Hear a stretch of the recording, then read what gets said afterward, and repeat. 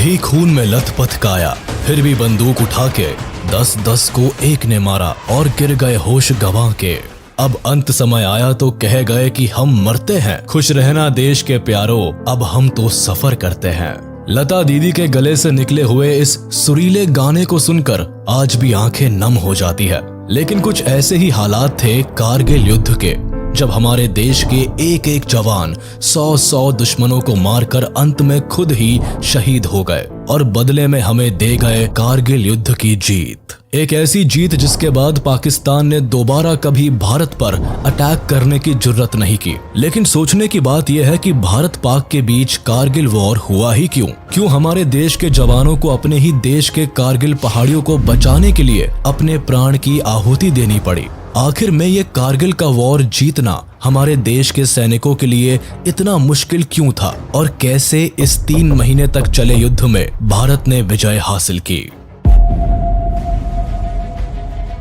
16 अक्टूबर 1971 में आखिरकार पाकिस्तान भारत के आगे अपने 93,000 सैनिकों के साथ सरेंडर कर देता है और इसी वक्त पाकिस्तान 2 टुकड़ों में बट जाता है। इंडियन आर्मी की मदद से बांग्लादेश अपना स्वतंत्र झंडा फहराता है। इस वॉर में पाकिस्तानी आर्मी की ऐसी बेइज्जती हुई जो कि इतिहास में अब तक कभी नहीं हुई थी। भारत से मिली इस करारी हार से एक पाकिस्तानी फौजी बड़ा दुखी हुआ। उसका नाम था परवेज मुशर्रफ। जैसे वर्ल्ड वॉर 1 में हिटलर ने घायल होकर जर्मनी को हारते देखा था और एलाइज कंट्रीज को हराने का सपना बुनकर दोबारा जर्मनी को वर्ल्ड वॉर 2 की आग में धकेल दिया था, ठीक वैसे ही मुशर्रफ भी 1971 की हार का बदला लेने के लिए भारत के खिलाफ पलटवार करने की साजिश रचने लगा। इसी बीच 1984 में भारत ने दोबारा से पाकिस्तान को सियाचिन में धूल चटा दी, जिससे कि मुशर्रफ और बौखला गया। इसी बीच चीन एटॉमिक पावर बन चुका था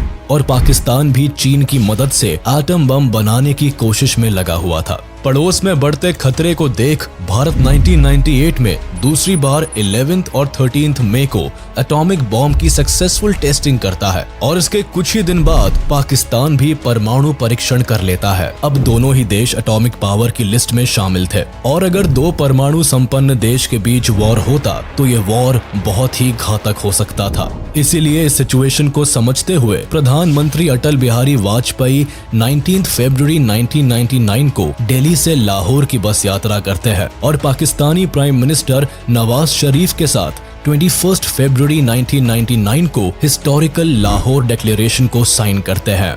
जब अटल बिहारी वाजपेयी जी लाहौर में बस से उतरे तो उनका बहुत ही गर्मजोशी से स्वागत किया गया और उनको 21 तोपों की सलामी दी गई। लेकिन कोई भी इंडियन ये नहीं जानता था कि यही तोपें ठीक 3 महीने के बाद भारतीय सैनिकों के सीने पर गिरेंगी।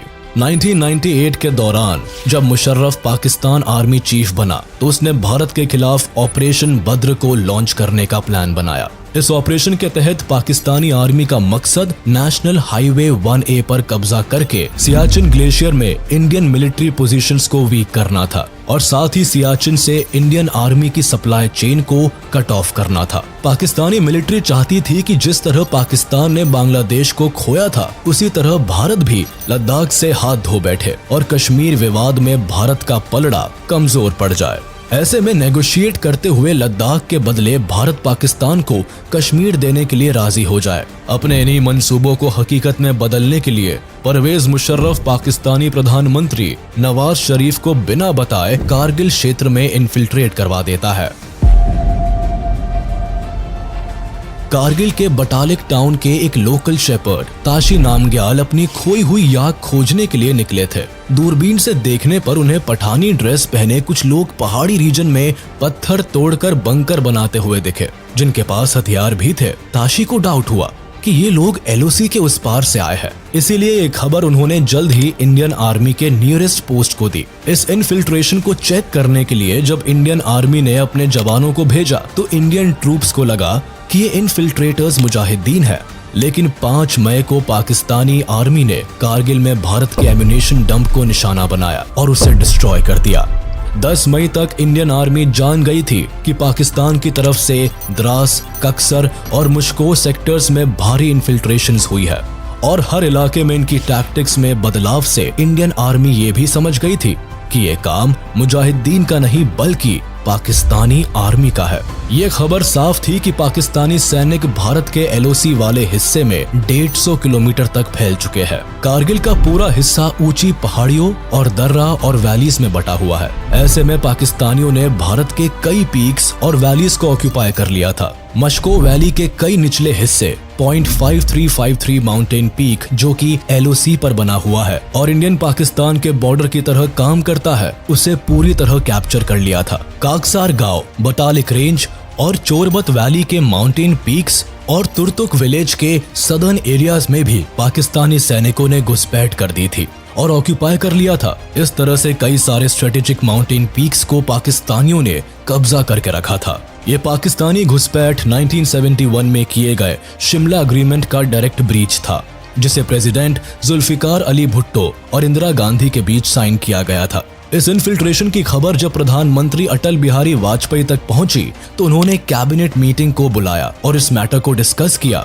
भारत सरकार पाकिस्तान सरकार से इस इंट्रूजन का जवाब मांग रही थी, लेकिन नवाज शरीफ और पाकिस्तानी आर्मी बार बार इस एलओसी क्रॉसिंग को डिनाई कर रहे थे और कह रहे थे कि पाकिस्तानी आर्मी ने एलओसी पार नहीं की है, बल्कि ये काम मुजाहिदीन का है। लेकिन पाकिस्तान का ये झूठ भी ज्यादा दिन तक पर्दे पर नहीं रह पाया और जल्द ही इंडियन आर्मी को पाकिस्तानी आर्मी के कई डॉक्यूमेंट्स मिले, जिससे ये साबित हो गया कि ये काम पाकिस्तानी आर्मी का है। ये कॉन्फ्लिक्ट अब कारगिल वॉर की शक्ल ले चुका था, जिसका असर इंटरनेशनल लेवल पर भी देखा जा सकता था। दुनिया में ये पहली बार था जब दो न्यूक्लियर पावर्ड देश जंग में एक दूसरे के खिलाफ खड़े थे। इस कॉन्फ्लिक्ट में भारत की पहली कैजुअलिटी 15 मई को हुई, जब जाट रेजिमेंट के कैप्टन सौरभ कालिया और 5 जवानों को पाकिस्तानी सैनिकों ने बंदी बना लिया था। ये जवान काकसर एरिया में पेट्रोलिंग के लिए गए थे, तब पाकिस्तानी आर्मी द्वारा उन पर हमला किया गया था। 22 दिन तक इन सैनिकों को पाकिस्तानी आर्मी ने अपनी कैद में रखा और इन पर एक्सट्रीम टॉर्चर्स किए गए। उसके बाद जब इन जवानों के मृत शरीर को भारत को लौटाया गया, तब इंडियन सोल्जर्स के सब्र का बांध टूट गया। अब सामने एक ही रास्ता था और वो था भारत की जीत और पाकिस्तानियों को एक ऐसा सबक देना जो वो चाहकर भी कभी न भूल पाए। 10 मई 1999 को इंडियन आर्मी ने पाकिस्तानी आर्मी के खिलाफ ऑपरेशन विजय को लॉन्च किया। इसका मकसद कारगिल के इलाके पर भारत के कंट्रोल को वापस एस्टैब्लिश करना और पाकिस्तानी आर्मी को वहां से भगाना था। इसलिए हजारों सैनिकों को कश्मीर से कारगिल की तरफ मोबिलाइज किया गया। उस वक्त भारत के आर्मी चीफ वेद प्रकाश मलिक थे, जिन्होंने ऑपरेशन विजय की कमान संभाली थी और 16,000 फीट पर दुश्मनों से लड़ने के लिए इंडियन मिलिट्री स्ट्रेटेजी को भी प्लान किया था। इस युद्ध में इंडियन आर्मी का फर्स्ट अप्रोच कारगिल की स्टीप पहाड़ियों को चढ़ना था, जिसे चढ़ने में 12 से 13 घंटे का वक्त लगता था। अब क्योंकि कारगिल की नंगी और खड़ी पहाड़ियों पर दुश्मन आसानी से इंडियन सोल्जर्स को देख सकते थे, इसीलिए चढ़ाई का वक्त रात को चुना गया। लेकिन मुश्किल ये थी कि कारगिल की पहाड़ियों पर एक तो हड्डी जमा देने वाली ठंड थी और ऊपर चढ़ने के साथ ही ऑक्सीजन की कमी भी होने वाली थी। ऐसे में ऊपर चढ़ते हुए या तो सैनिक अपने साथ पानी और खाना ले जा सकते थे या तो वेपन्स लेकर दुश्मनों को खदेड़ सकते थे। इन सब के अलावा अगर थोड़ी भी लापरवाही होती तो ऊपर बैठे दुश्मन आसानी से इंडियन आर्मी पर धावा बोल सकते थे। लेकिन हमारे जाबाज ऑफिसर्स और सोल्जर्स हर सिचुएशन के लिए तैयार थे। इंडियन आर्मी के इस ऑपरेशन को सक्सेस करने में इंडियन एयरफोर्स और इंडियन नेवी ने भी एक बड़ा क्रूशियल रोल निभाया। इस दौरान उन्होंने ऑपरेशन सफेद सागर एंड ऑपरेशन तलवार लॉन्च किया। 25 मई को कैबिनेट कमेटी ऑन सिक्योरिटी ने इंडियन एयरफोर्स को अटैक के लिए गो अहेड दिया और 26 मई को इंडियन एयरफोर्स ने ऑपरेशन सफेद सागर को लॉन्च किया। एयरफोर्स को प्रधानमंत्री अटल बिहारी वाजपेयी की ओर से साफ इंस्ट्रक्शन दिए गए थे कि किसी भी हाल में वो एलओसी को पार ना करे। ऑपरेशन सफेद सागर कारगिल वॉर में इंडियन एयरफोर्स द्वारा लॉन्च किया गया एयर ऑपरेशन था, जिसे कारगिल की पोस्ट से पाकिस्तानी आर्मी को खदेड़ने के लिए चलाया गया था। जब कारगिल कॉन्फ्लिक्ट बढ़ने लगा और दुश्मन कारगिल की पीक्स पर बैठे हुए आर्मी को लगातार क्षति पहुंचा रहे थे, तब आर्मी को एयरफोर्स की मदद की जरूरत हुई। ऐसी भयावह स्थिति में एयरफोर्स सामने आई, जिसने इंडियन आर्मी को कवर दिया और साथ ही साथ पाकिस्तानी आर्मी को एंगेज करके आर्मी को सपोर्ट किया, जिससे कि इंडियन आर्मी इन ऊंचे पीक्स पर पहुंचकर हैंड टू हैंड कॉम्बैट कर सके। साथ ही साथ पीक्स पर चढ़ते हुए सैनिक ज्यादा भार लेकर नहीं चढ़ सकते थे। ऐसे में एयरफोर्स उन्हें जरूरी सामान भी एयर ड्रॉप कर रही थी। 25 मई को एयरफोर्स द्वारा आर्मी को एयर कवरेज देने के लिए इस ऑपरेशन को लॉन्च किया गया था। शुरुआत में आर्मी की जरूरत थी कि एयरफोर्स उन्हें MI-17 हेलीकॉप्टर की मदद मुहैया कराए और एयरफोर्स ने किया भी ऐसा ही। लेकिन कारगिल की पहाड़ियों में इस स्ट्रैटेजी से एयरफोर्स को भारी नुकसान झेलना पड़ा। इस दौरान 28 मई को MiG-27 फाइटर एयरक्राफ्ट चलाने वाले फ्लाइट लेफ्टिनेंट नचिकेता, जो बतालिक सेक्टर में पाकिस्तानी ठिकानों पर हवाई हमला कर रहे थे, उसी समय उनके प्लेन को मार गिराया गया और उन्हें कैप्चर कर लिया गया। लेकिन इंटरनेशनल प्रेशर के चलते 4 जून को पाकिस्तानी आर्मी द्वारा उन्हें वापस लौटा दिया गया। अपनी स्ट्रैटेजी को बदलते हुए इंडियन एयरफोर्स ने इंडियन आर्मी को बेटर एयर सपोर्ट देने के लिए MiG-21, MiG-23 एंड MiG-27 को यूज करना शुरू किया और मिराज 2000 को लेजर गाइडेड बॉम्ब से प्रिसीजन अटैक्स में लाया गया। इनकी मदद से एयरफोर्स ने दुश्मनों की पोजीशंस की रेकी कर उन पर एयर स्ट्राइक की और पाकिस्तानी आर्मी की पोजीशंस की जानकारी इंडियन आर्मी से शेयर की। इस जानकारी की मदद से ही आर्मी एक बेहतर प्लान के साथ दुश्मनों को टारगेट कर पाई। यह ऑपरेशन मौत को बुलावा देने जैसा था। इसमें एयर फोर्सेस के जाबाज सिपाही हथेली पर जान लेकर इस ऑपरेशन को कामयाब बनाने में लगे थे। कहानी में आगे बढ़ते हुए आपको ये भी बता दे कि कारगिल गर्ल कही जाने वाली जाबाज पायलट गुंजन सक्सेना ने पहली बार वॉर जोन में अपना चॉपर चलाया था और भारत की पहली महिला पायलट बनी जिन्होंने वॉर जोन में फ्लाई किया। इस दौरान उन्होंने ऑपरेशन विजय में काफी अहम भूमिका निभाई। उन्होंने वॉर जोन के खतरे में भारतीय जवानों के लिए डेली एसेंशियल्स की चीजें ड्रॉप की और कई भारतीय सोल्जर्स जो वॉर में शहीद हो गए थे उन्हें पहाड़ियों से वापस भी लाई।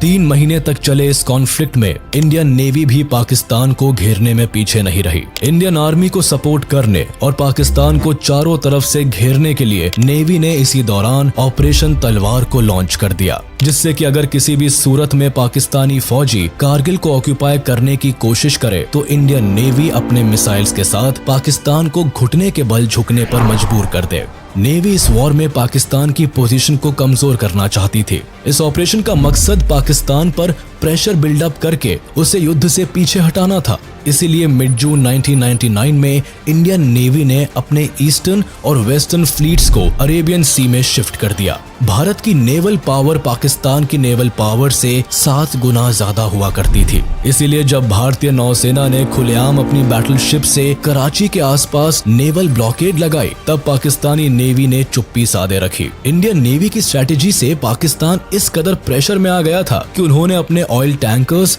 और मेजर वॉरशिप्स को कराची बंदरगाह से हटाकर मकरन में शिफ्ट कर दिया था, ताकि भारतीय जहाजों के साथ सीधे टकराव से बचा जा सके। हालांकि ऑपरेशन तलवार के तहत इंडियन नेवी ने पाकिस्तान पर डायरेक्ट अटैक नहीं किया, लेकिन उन्होंने अपनी इस रणनीति से पाकिस्तान का सी ट्रेड और ऑयल सप्लाई पूरी तरह कट ऑफ कर दिया था। 14 जुलाई को इंडियन नेवी का ऑपरेशन खत्म हो गया और प्राइम मिनिस्टर अटल बिहारी वाजपेयी ने इसे एक मैसिव सक्सेस बताया। कारगिल पर वापस कंट्रोल जमाने के लिए भारत के जाबाज सैनिक जहां ब्रेवरी से लड़ रहे थे, वहीं कारगिल में उन्हें कई एक्सट्रीम कंडीशंस का सामना करना पड़ रहा था। ग्राउंड लेवल पर पाकिस्तानी आर्मी के पास हाइट का एडवांटेज था। वो पहाड़ी की चोटियों से लगातार फायर करके जवानों की मुश्किल बढ़ा रहे थे। साथ ही ज्योग्राफिकल कंडीशंस भी भारत के सैनिकों के विपरीत काम कर रही थी। कारगिल की ठंडी पहाड़ियां उन दिनों माइनस टेम्परेचर में थी। यहाँ न केवल ऑक्सीजन लेवल कम था, बल्कि एयर प्रेशर भी काफी कम था।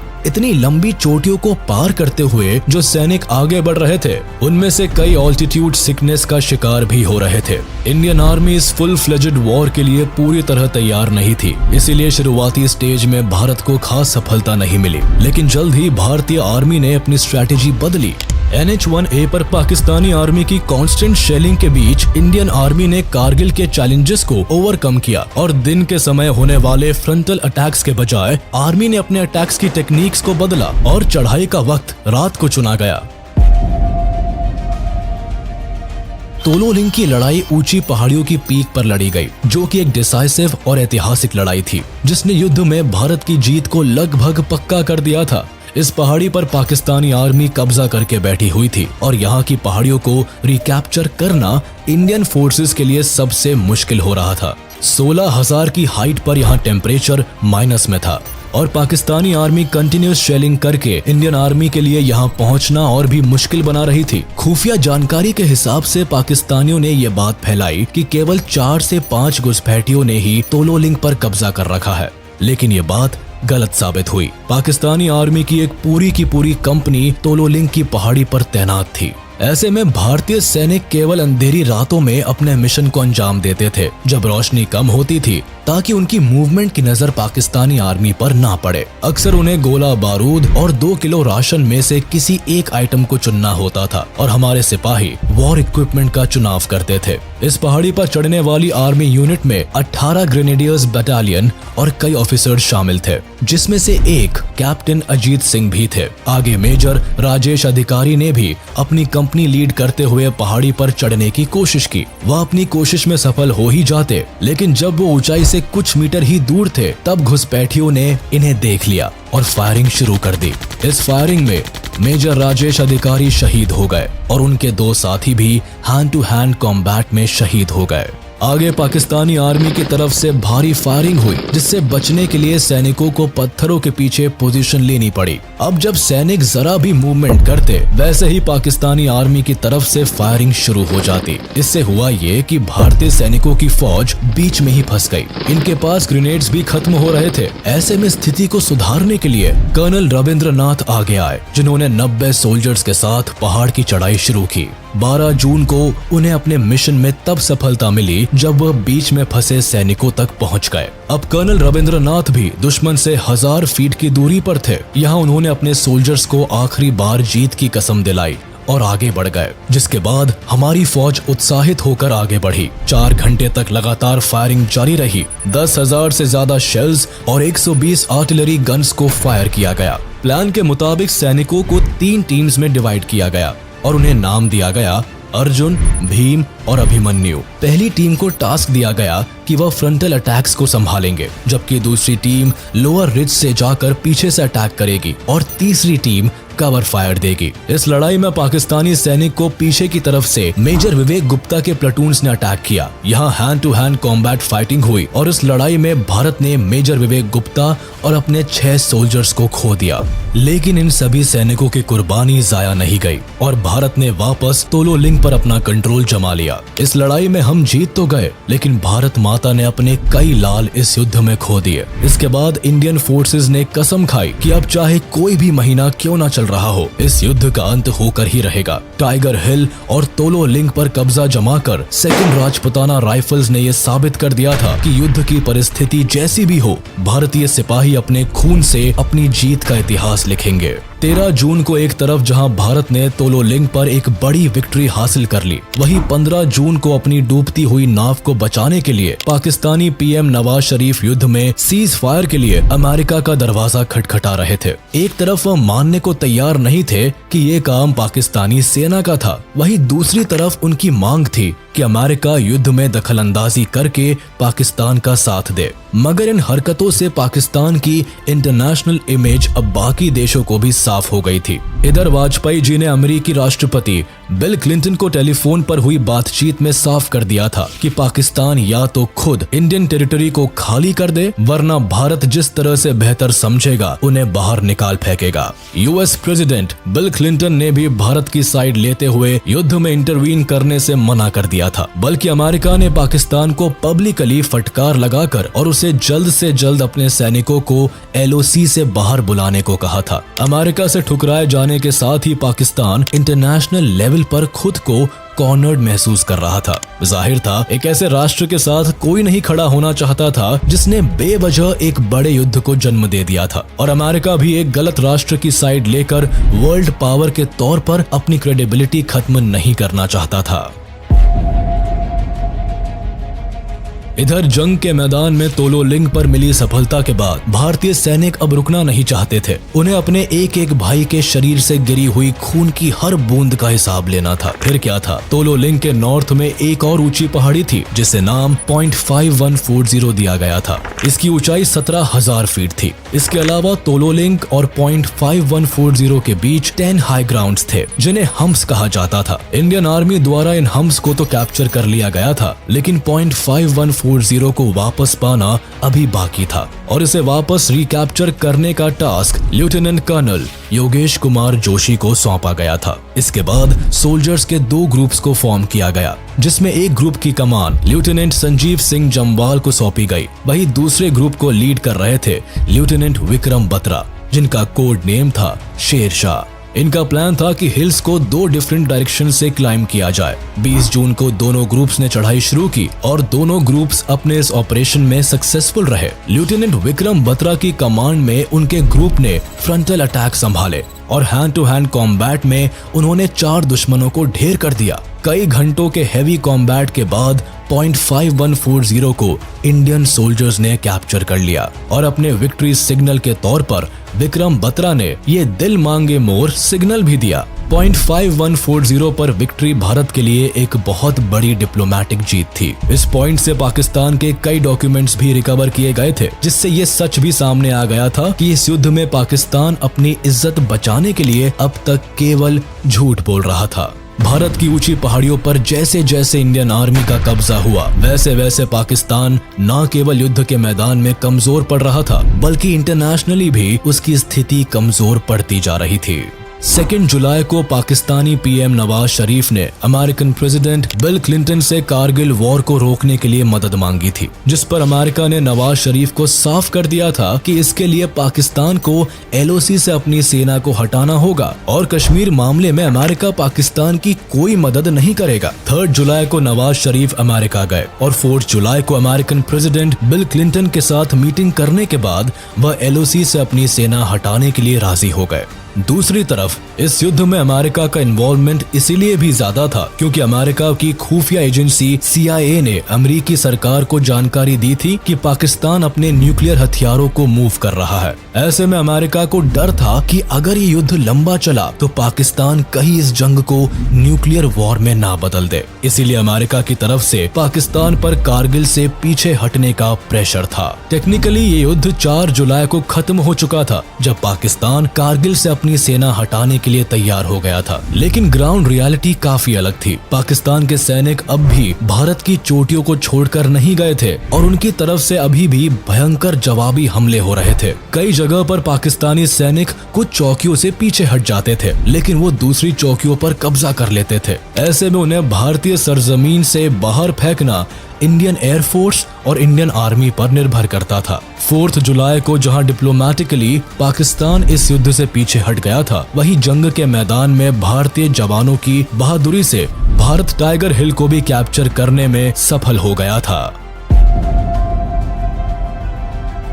टाइगर हिल 17,000 फीट की एक ऊंची चोटी थी जो कि द्रास रीजन को डोमिनेट करती थी। इस चोटी पर बैठे सैनिक द्रास की हर छोटी बड़ी एक्टिविटी पर नजर रख सकते थे। हालांकि मई के महीने में भी भारत ने इस पहाड़ी को कैप्चर करने की कोशिश की थी, लेकिन उस यूनिट को हेवी कैजुअलिटी झेलनी पड़ी थी। इसीलिए भारत ने कुछ हफ्तों तक टाइगर हिल को कैप्चर करने का कोई प्लान नहीं बनाया। लेकिन 3 जुलाई को भारतीय सैनिकों ने फिर टाइगर हिल को रिकैप्चर करने के लिए स्ट्रैटेजी बनाई। ये काम 18 ग्रेनेडियर्स और 8th बटालियन सिख रेजिमेंट को सौंपा गया। इससे पहले इंडियन एयरफोर्स 2 जुलाई को पहले ही दुश्मन के ठिकानों पर अपनी नजर गड़ा चुकी थी। फिर 3 जुलाई की रात को भारतीय सैनिकों ने टाइगर हिल की चढ़ाई शुरू की। अब क्योंकि टाइगर हिल की एक साइड पूरी तरह वर्टिकल थी, इसीलिए इंडियन आर्मी ने रणनीति बनाई कि वह मल्टी डायरेक्शनल असॉल्ट का सहारा लेगी, यानी ट्रूप्स का एक ग्रुप वर्टिकल साइड से पहाड़ी की चोटी पर चढ़कर घुसपैठियों को सरप्राइज करेगा। वही 8 सिख सामने से अटैक कर अपने मिशन को अंजाम देंगे। आगे हुआ भी ऐसा ही। 18 ग्रेनेडियर्स की टीम ने रस्सी और माउंटेन इक्विपमेंट की मदद से इस मिशन को अंजाम दिया। इसमें 18 ग्रेनेडियर की घातक प्लेटून्स को लेफ्टिनेंट बलवंत सिंह लीड कर रहे थे। इन्होंने 4:30 बजे टाइगर हिल पर पहुंचकर दुश्मनों को सरप्राइज कर दिया था। दूसरी तरफ इंडियन एयरफोर्स की हेवी आर्टिलरी शेलिंग और एयर अटैक्स ने दुश्मनों की हालत को पहले ही खस्ता कर दिया था। इसीलिए जब hand to hand combat fighting हुई तो दुश्मनों ने अपने 12 साथियों को खो दिया था, जबकि भारत की तरफ से 6 कैजुअलिटीज हुई थी। घायल हुए सोल्जर्स में एक सैनिक 19 साल के योगेंद्र सिंह यादव भी थे, जिन्होंने खुद से इस मिशन पर जाने के लिए वॉलंटियर किया था। ये रोप को लीड करते हुए आगे बढ़ रहे थे, लेकिन दुश्मनों को इनके बारे में पता चला और उन्होंने मशीन गन एंड रॉकेट की फायरिंग से इन्हें घायल कर दिया। लेकिन जख्मी हालत में भी ये अपनी चढ़ाई कंटिन्यू करते रहे और दुश्मनों पर ग्रेनेड फेंका और 4 दुश्मनों को मार गिराया। इन्होंने अपने साथियों के साथ मिलकर दूसरे बंकर को भी निशाना बनाया। इनकी बहादुरी से मोटिवेट होकर बाकी सोल्जर्स में भी जोश आया, जिसके बाद सबने बहादुरी दिखाकर टाइगर हिल पर भी जीत का झंडा लहराकर भारत का सर फख्र से ऊंचा कर दिया। Battle of Tololing and Tiger Hill की जीत से जहां जवानों का मनोबल बढ़ गया था, वहीं भारत की इस जीत की खुशी को हर भारतीय मना रहा था। लेकिन कोई नहीं जानता था कि इस खुशी के साथ एक ट्रेजेडी भी देश का इंतजार कर रही है। इसकी शुरुआत 7 जुलाई 1999 को हुई, जब कैप्टन विक्रम बत्रा की लीड में जम्मू एंड कश्मीर राइफल्स को पॉइंट 4875 को कैप्चर करने के लिए भेजा गया। इस मिशन पर उनके बैटल कंपेनियन थे कैप्टन अनुज नायर। कैप्टन बत्रा ने इस मिशन में अपनी वीरता दिखाते हुए दुश्मनों को धूल चटा दी। फिजिकल फाइट में उन्होंने अकेले ही पाकिस्तानी फाइटर्स को मार गिराया। उनके शरीर पर लगी चोटों के बावजूद वो अगले दुश्मन की ओर बढ़े और उन पर ग्रेनेड फेंक कर दुश्मनों को साफ कर दिया। 7 जुलाई को मिशन ऑलमोस्ट कंप्लीट हो ही चुका था और भारत पॉइंट 4875 पर जीत जाहिर करने के लिए तैयार था। लेकिन इसी बीच कैप्टन बत्रा एक दूसरे सोल्जर लेफ्टिनेंट नवीन अनाबेरू को रेस्क्यू करने के लिए बंकर से बाहर निकले। तभी दुश्मन की गोली सीधे कैप्टन बत्रा की चेस्ट पर आकर लगी और भारत ने अपने वीर शेर शाह को खो दिया। भारत को पॉइंट 4875 पर जीत तो हासिल हुई, लेकिन इस जीत की कीमत देश को बहुत महंगी पड़ी। जम्मू एंड कश्मीर राइफल्स के 13th बटालियन के 24 साल के कैप्टन विक्रम बत्रा इस युद्ध में जीत तो गए, लेकिन एक घायल साथी को बचाने के दौरान उन्होंने अपनी जान गंवा दी। देश को जीत की खुशी देकर खुद कैप्टन बत्रा इतनी छोटी उम्र में चल बसे। भारत ने अपने 2 हीरोज कैप्टन बत्रा और कैप्टन अनुज नायर को खो दिया था। आज के दिन पॉइंट 4875 को बत्रा टॉप के नाम से जाना जाता है। पॉइंट 4875 की बैटल के साथ ही कारगिल में भारत की जीत भी तय थी। एक तरफ जहां भारत ने द्रास का कंट्रोल अपने हाथ में ले लिया था, वहीं 7 जुलाई को इंडियन आर्मी बटालिक सेक्टर में जुबर हाइट्स को भी कैप्चर करने में सफल हो चुकी थी। बटालिक तुर्तुक सब सेक्टर, जो कि सियाचिन के करीब था, उसे भी इंडियन आर्मी ने अपने कंट्रोल में ले लिया था। भारत की युद्ध में ये डोमिनेशन पाकिस्तान को वॉर में पीछे खदेड़ रहा था और उसी का नतीजा था कि 11 जुलाई तक पाकिस्तानी ट्रूप्स बटालिक सेक्टर से पीछे हटने लगे थे। साथ ही 12 जुलाई को इंटरनेशनल प्रेशर में आकर पाकिस्तानी ट्रूप्स को पूरे कारगिल से पीछे हटना पड़ा था। 14 जुलाई को प्रधानमंत्री अटल बिहारी वाजपेयी ने ऑपरेशन विजय को एक बड़ी सक्सेस डिक्लेयर कर दिया था। लेकिन ये युद्ध ऑफिशियली 26 जुलाई को खत्म हुआ, जब इंडियन एयरफोर्स और आर्मी ने कंफर्म किया कि कारगिल से घुसपैठिए पूरी तरह से एविक्ट हो चुके हैं। इसीलिए आज इस दिन को कारगिल विजय दिवस के रूप में मनाया जाता है, क्योंकि इस दिन भारतीय सैनिकों की बहादुरी, सैक्रिफाइस और दृढ़ निश्चय की बदौलत भारत को न केवल उसकी सरजमीन वापस मिली, बल्कि दुनिया भर ने भारत की मिलिट्री पावर का लोहा माना। इस हार से बौखलाए परवेज मुशर्रफ अक्टूबर के महीने में अपने ही देश के कॉन्स्टिट्यूशन को सस्पेंड कर देते हैं। वह देश में इमरजेंसी डिक्लेयर कर देते हैं और पीएम नवाज शरीफ का तख्ता पलटकर खुद पाकिस्तान के प्रेसिडेंट बन जाते हैं। बाद में एक खुलासा भी होता है कि इस युद्ध के chief strategist Pakistani general Parvez Musharraf थे। कारगिल में जीत के लिए भारत को captain Vikram Batra, lieutenant Manoj Kumar Pandey, major Rajesh Singh Adhikari और मेजर विवेक गुप्ता के साथ साथ सैकड़ों बहादुर जवान को खोना पड़ा। युद्ध के बाद captain Vikram Batra, lieutenant Manoj Kumar Pandey, major Rajesh Singh Adhikari, major Vivek Gupta, rifleman Sanjay Kumar और ग्रेनेडियर योगेंद्र यादव को हाईएस्ट गैलेंट्री अवार्ड परमवीर चक्र से सम्मानित किया गया। आज भले ही ये जवान हमारे साथ नहीं है, लेकिन कारगिल की ऊंची चोटियां आज भी इनके बहादुरी के किस्से सुनाती शान से भारत के बॉर्डर की रखवाली करती है।